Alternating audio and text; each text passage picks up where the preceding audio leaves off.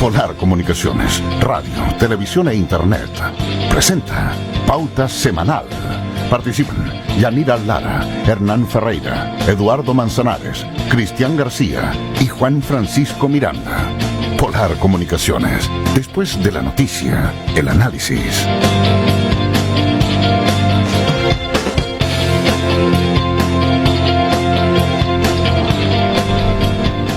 ¿Cómo están? Muy buenas tardes. Pauta Semanal, como todos los días viernes, transmitimos en este espacio por la señal y la imagen de Radio Polar desde las 15 a las 16 horas, y los días sábado y domingo también el programa se repite en el mismo espacio. Pauta Semanal. Nos pueden seguir también a través de las distintas redes sociales y vernos a través de Facebook Live, un programa de la conversación de la contingencia nacional, internacional y por supuesto la local. Bueno, este es el último programa del año, por lo tanto vamos a hacer un balance de lo que ha sido todo este agitado 2019, con un Chile antes del 19 de octubre y un Chile posterior al 19 de octubre, pero sin duda que antes del 19 de octubre también ocurrieron varios hechos, varios eventos, que también son dignos de comentar. Se rompió el oasis en el que vivíamos, ¿cierto? Pero sin embargo, bueno, hay bastantes elementos de la contingencia. Hemos tenido también cambios de intendente acá en lo que ocurrió en el año, ¿cierto? José Fernández asuma como el tercer intendente, cambio de gobernadores también. Un quiebre local ahí en la coalición de gobierno, porque el PRI también amenazó con retirarse y hizo una pataleta ahí porque no tenía todos los cargos que ellos pensaban que pudiesen tener. Por lo tanto, hagamos un repaso. Yo creo que lo que está más a la vista, y todo el mundo ya lo tiene así como en la memoria y en la retina, son los eventos efectivamente después del 19 de octubre, pero no nos olvidemos que el año no partió el 19 de octubre, también había algo anterior. Y otro detalle importante, que también ya hemos celebrado la Navidad, una Navidad que fue un poquito más austera que otros años, ¿cierto? Pero quisiera saber, y voy a saludar a mi invitado y a los panelistas que siempre me han acompañado, pero les quiero preguntar cómo se portó el viejo Pascuero, pensando también cómo se portaron ellos. Vamos a partir por Eduardo Manzaneras. ¿Cómo está, Eduardo? Bueno, yo no es que no crea en el viejito Pascuero, pero tengo mi reserva con respecto. ¿Usted tiene origen campesino, don Cristiano, o tiene alguna? Porque, a ver, la pregunta es otra. ¿Usted se considera un villano? ¿Que de la villa? Villano es un campesino. Y los villancicos, son de ahí viene la palabra. De villancico, viene en el siglo XIV o siglo XV.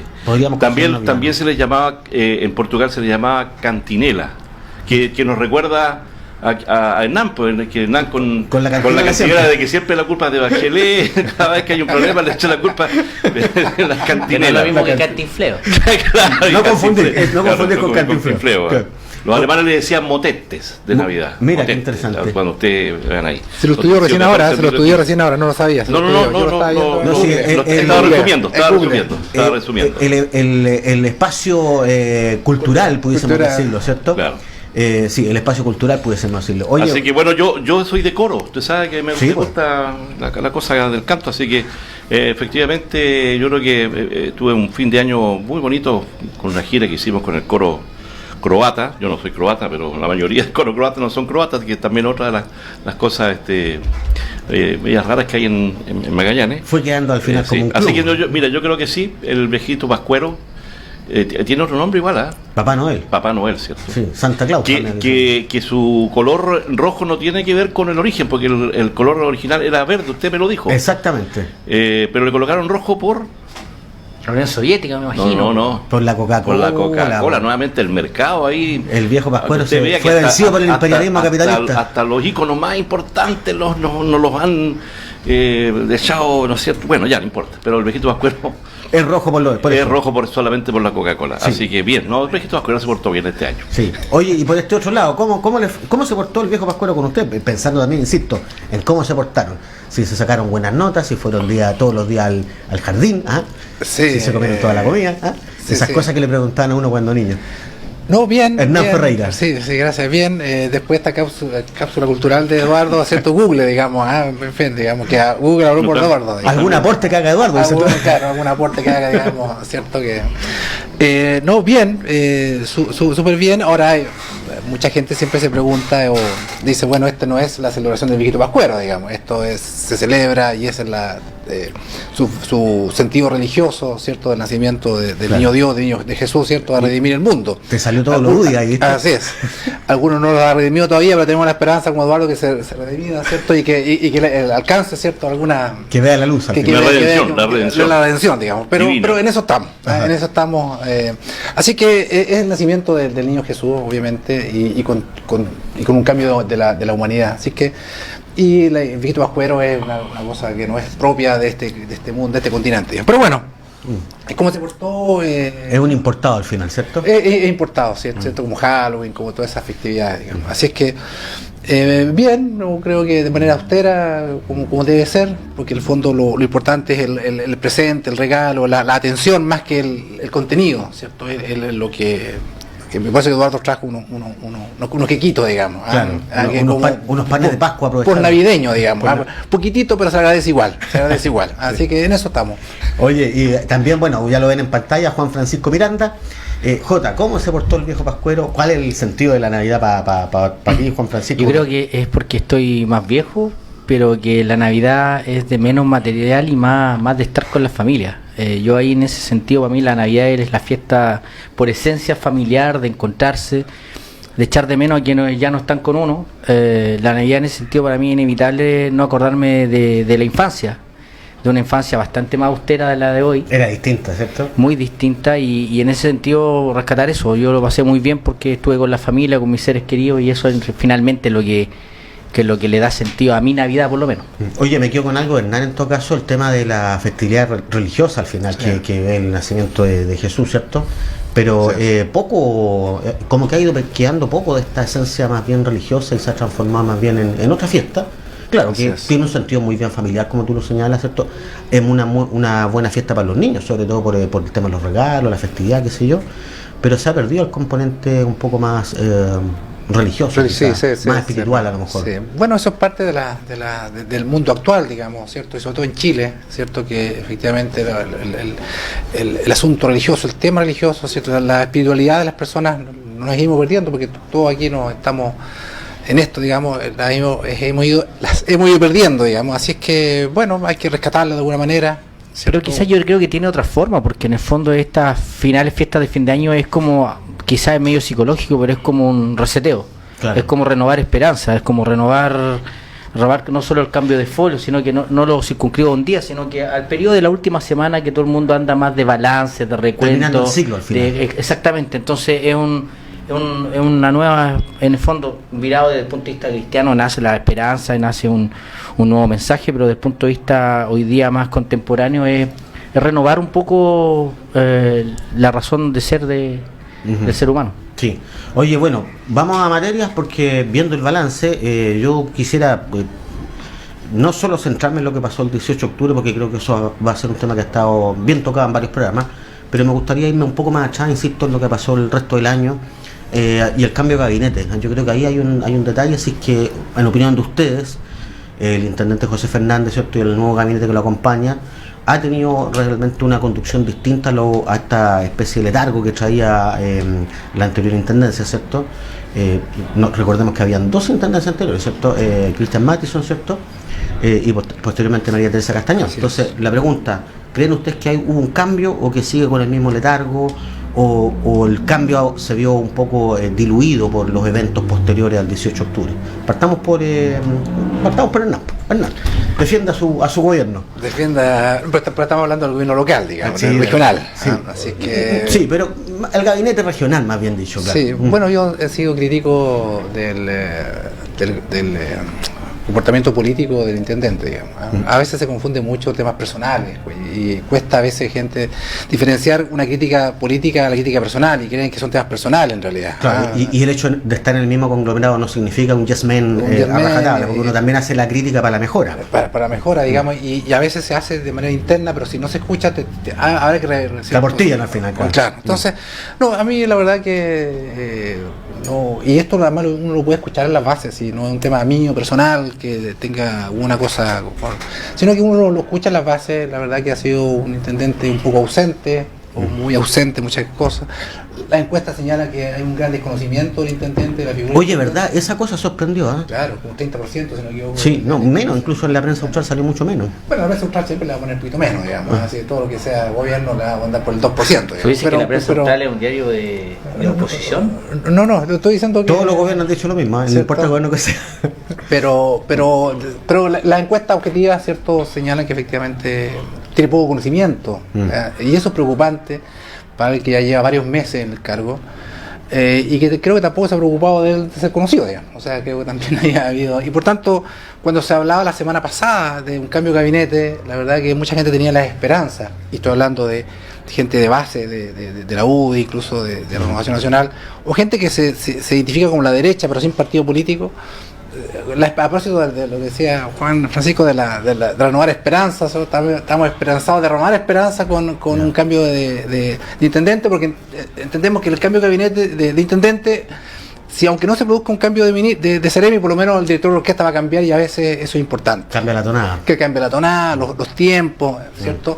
Así que yo espero que efectivamente hay un cambio de intendente, de un intendente más político en el buen sentido de la palabra, no politiquero, ¿cierto? De liderazgo, de conducción, de agrupar a las fuerzas políticas que están detrás de este gobierno. Espero que se haga eso, y si no se hace, bueno, seguiremos trabajando nosotros en las bases para lo que se viene el próximo año. Sí, Juan Francisco. Fíjate, yo creo que aquí el problema de fondo es que el gobierno de Sebastián Piñera, o el candidato, ganó una elección sin ofrecerle nada concreto a Magallanes. Claro, bueno, o sea, el problema de fondo es que para Magallanes no había un el plan, gobierno del presidente Piñera no estableció ni un plan, ni un cronograma, ni una ruta, ni un mensaje, ni un objetivo en términos de qué hacer. Y por lo tanto, tratando de ser consecuente con ese objetivo, cuesta evaluar al gobierno regional, porque en realidad no teníamos, hasta ahora yo al menos no tengo claro cuál es la ruta. Claro. Dicho eso, claro, no tienen objetivos concretos como para medir si cumplieron o no cumplieron. Exactamente, entonces aquí solo ha sido un administrador de cosas que venían, y administrador de lo que el nivel central de este gobierno, que es un gobierno muy centralista, muy concentrador de poder, termina mandando los mensajes. Entonces el gobierno regional termina siendo el mensajero a nivel central, en lugar de ser el mensajero de la región ante un nivel central. O un gestor autónomo. O un gestor con un cierto nivel de autonomía. Entonces, desde ese punto de vista cuesta tener una evaluación objetiva.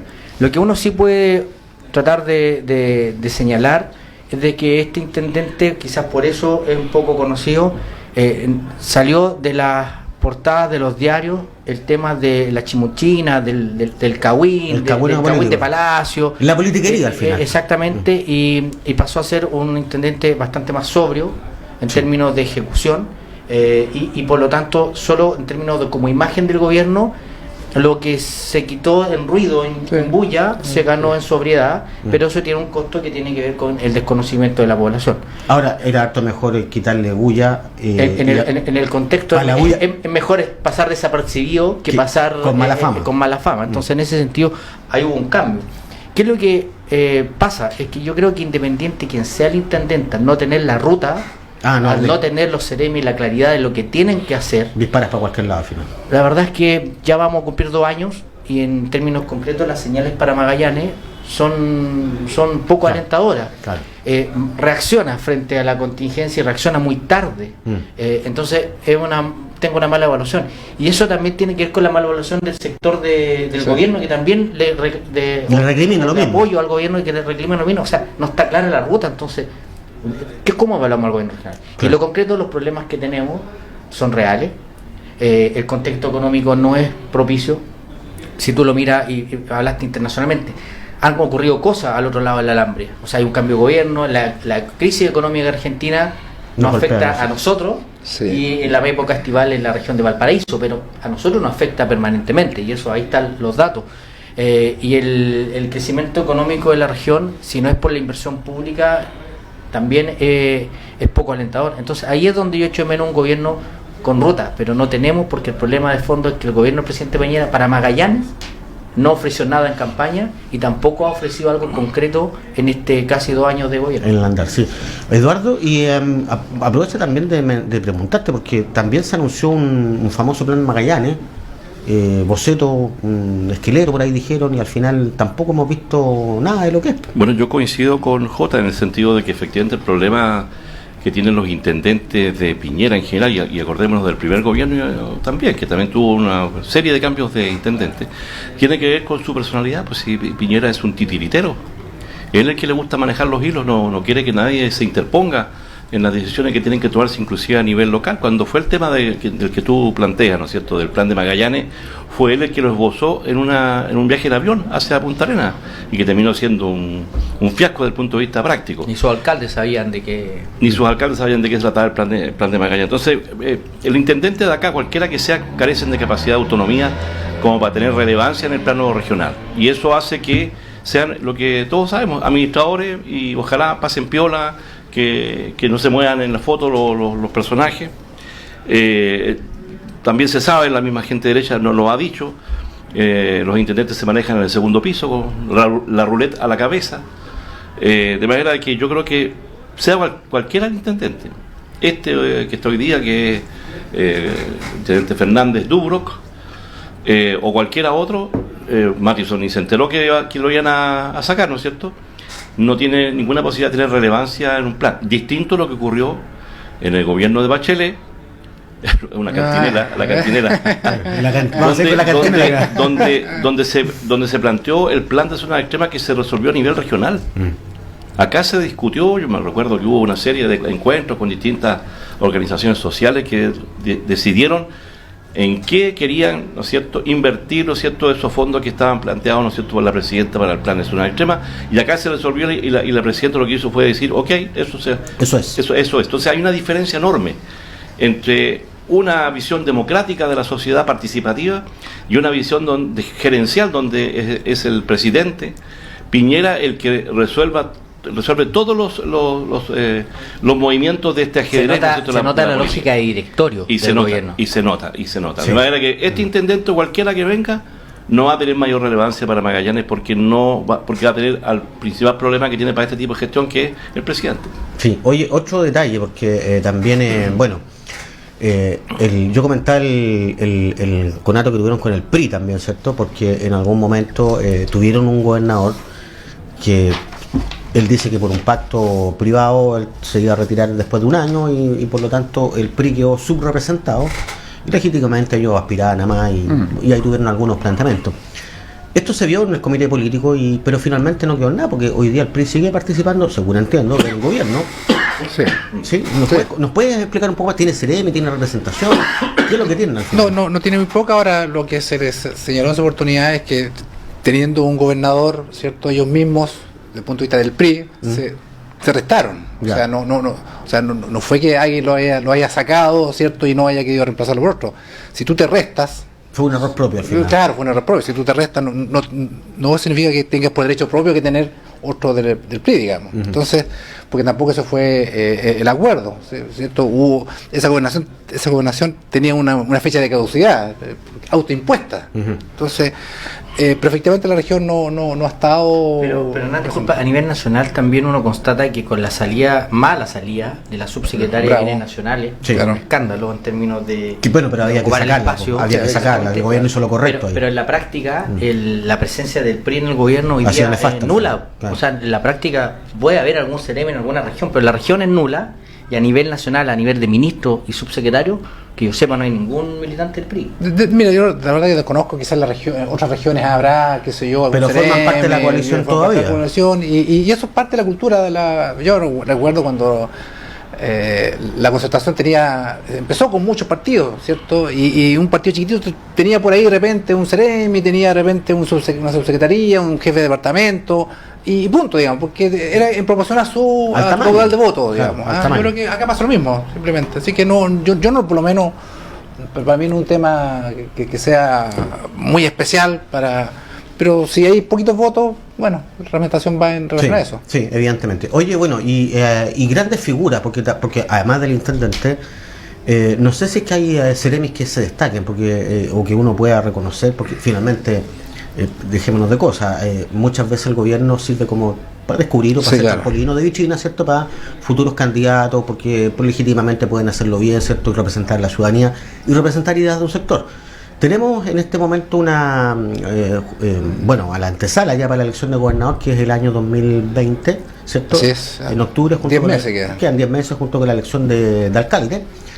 Pero había un requisito que era renunciar un año antes, por lo tanto en octubre, curiosamente, para mala suerte de muchos, cuando fue el estallido social, los intendentes gobernadores que quisieran ser candidatos, sea alcalde o sea a gobernador, Sí. Tenían que renunciar. Y en la región solo renunció una, que era la gobernadora de la provincia de Última Esperanza. Ana Mayorga. No obstante, en el resto de Chile parece que no renunció nadie. Hubo como tres. Pero ningún intendente, solo Hay gobernador. que decir que los Claro. Ceremi no tienen esa Provisión no la esa tienen, provisión. claro, los Ceremi no la tienen, gracias, sí, bueno el alcance. Pero finalmente el intendente y el gobernador es que tienen la mayor exposición. Por lo menos en Última Esperanza sí renunció Sí. y con la pretensión de ser alcaldesa. Claro, y porque Fernando Paredes, que cierto es que ya ha anunciado en muchos medios de comunicación, cierto, su intención de postular a la alcaldía de Punta Arenas, cierto, sea a través de una primaria, cierto, si el actual alcalde quiere repostularse, o directamente, cierto, y entiendo que tiene los apoyos también de la coalición. O sea, si el actual alcalde Claudio Radonís no quisiera postularse, cierto, ya tiene el apoyo de la coalición, así entiendo Fernando Paredes. Y si no lo tuviera de algún partido, tendrá que ser primaria, y en eso estamos confiados en que nos va a ir bien. Y respecto a los Ceremi, sí, efectivamente hay un déficit, aunque también uno va para atrás, digamos, y en gobiernos anteriores, en general, por alguna razón, excepto quizá aquí alguien que, cierto, no, la excepción a la regla, cierto, no tiene este afán de ser candidato. Y parece que tampoco son grandes vitrinas las Ceremi al Y final. parece que no son grandes vitrinas. Bueno, tenemos el caso de la actual diputada Sandra Mar, que sí tuvo una vitrina cuando fue Ceremi del Trabajo, por ejemplo. Sí, ahí tuvo una vitrina. Pero es un tema propio más que de personal. O sea, Pedro Muñoz fue Ceremi de Bienes Nacionales, Carolina Goich fue Ceremi de Pero Desarrollo son Social. excepcionales, pues, si tú te pones a contar, la cantidad de Ceremis que hay, son excepcionales. O sea, hay, pero son las Claro, o sea, excepciones. son muchas vitrinas, pero no todas son las más apropiadas a lo mejor, y bueno, y también mucho depende de la persona que ocupa el cargo también. Sí, claro. Sí. Entonces, Oye, nos tenemos que ir a la tanda comercial, así que vamos a hacer un pequeño alto y al retorno volvemos con más Pauta Semanal. No se separan de la sintonía de Radio Polar.